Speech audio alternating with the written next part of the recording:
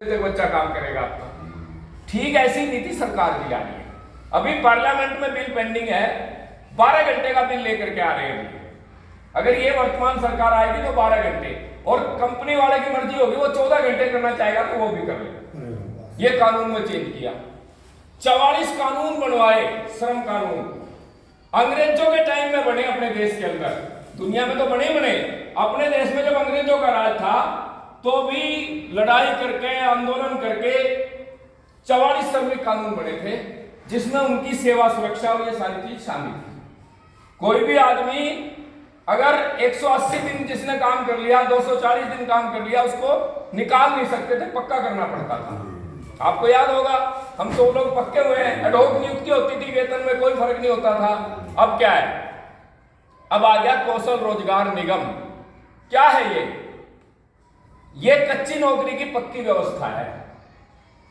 इस निगम के अंदर सरकार क्या कर रही है?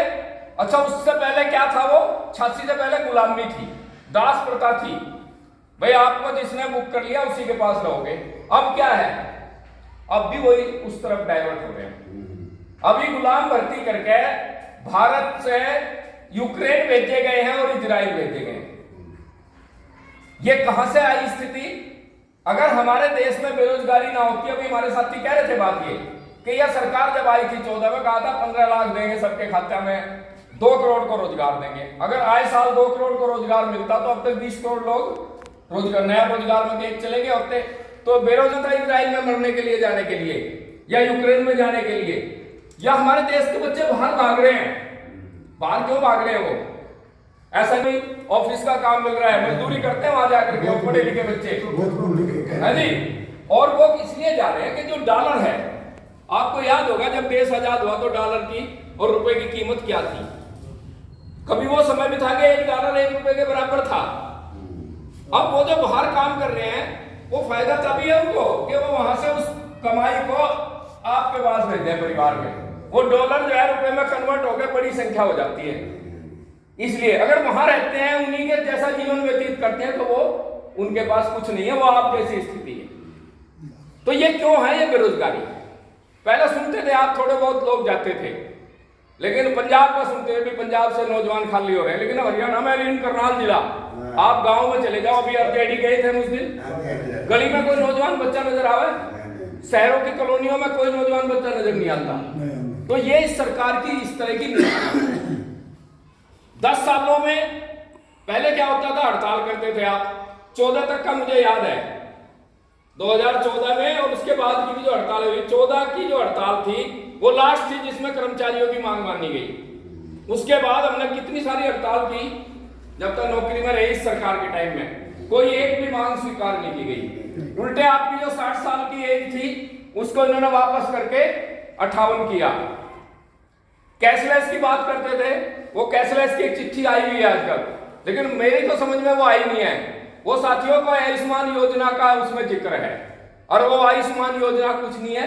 वो हमारे साथी ने पीछे एक अपने बच्चे का ऑपरेशन कराया, उसमें आयुष्मान में 1.5 लाख रुपए घर पे देने पड़े टेस्ट का। तो इस तरीके से सरकार जो है, सरकार की जो नीति है, पिछले 10 साल से हम कोई मांग अपनी नहीं मनवा पाए। हम चाहे 65-70 की बात करें, फैमिली एलटीसी की बात करें, पुरानी पेंशन की बात करें, जब ये सरकार आती है ना तीसरी बार, सेंटर में भी और हमारे यहाँ भी, तो आप भूल जाओ पुरानी पेंशन को, आप भूल जाओ 65-70 को।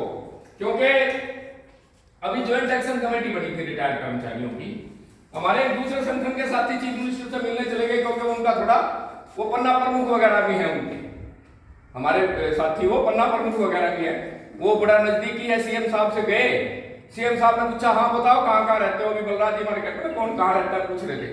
उन्होंने बताया मैं मॉडल टाउन रहता हूँ, मैं 7 सेक्टर रहता हूँ, मैं 8 सेक्टर। तो क्या कहा सीएम ने? सीएम बोला, भाई तुम ये जो बढ़ाने की बात कर रहे हो ना, तुमने इस पेंशन की जरूरत हो ना, ये पेंशन में तो तुम भारत सरकार तो दे दो। मतलब सरकार की नीयत देखो आप।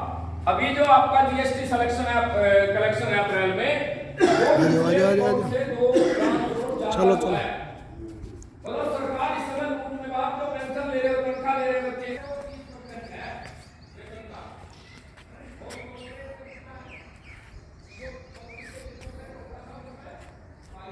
ये पोल्ट्री एरिया में लाइब्रेरी है जिसमें कन्वेंशन की जा रही है।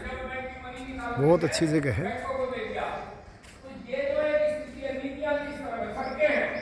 अभी आप क्या कहते हैं, हम गडकरी की बड़ी प्रशंसा भी करते हैं कि हम गडकरी को बढ़िया है भाई, मोदी से, ये भी इनका ही प्रचार है।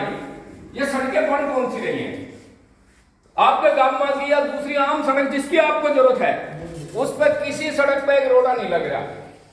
सड़क कहां बनाए, वहां कहीं गेहूं के खेत के बीच में दिखाई दे रही पड़ती है, वो तो आपने मांग भी नहीं करी थी। वो सारी वो सड़कें हैं जो अंबानी और अडानी के बिजनेस के लिए उनको जरूरत है।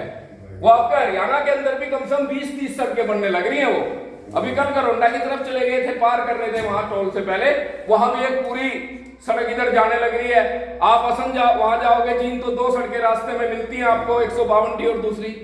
इन सड़कों पर आपकी मोटरसाइकिल नहीं जाएगी, आपका ट्रैक्टर नहीं जाएगा, किसान का कोई वाहन नहीं जाएगा उसके ऊपर। आम जनता की सड़कें नहीं है वो। ये गलतफहमी भूल जाओ कि विकास है, ये विकास नहीं है। ये तो आपका जो एग्रीकल्चर है वो छीनने का है। जब हम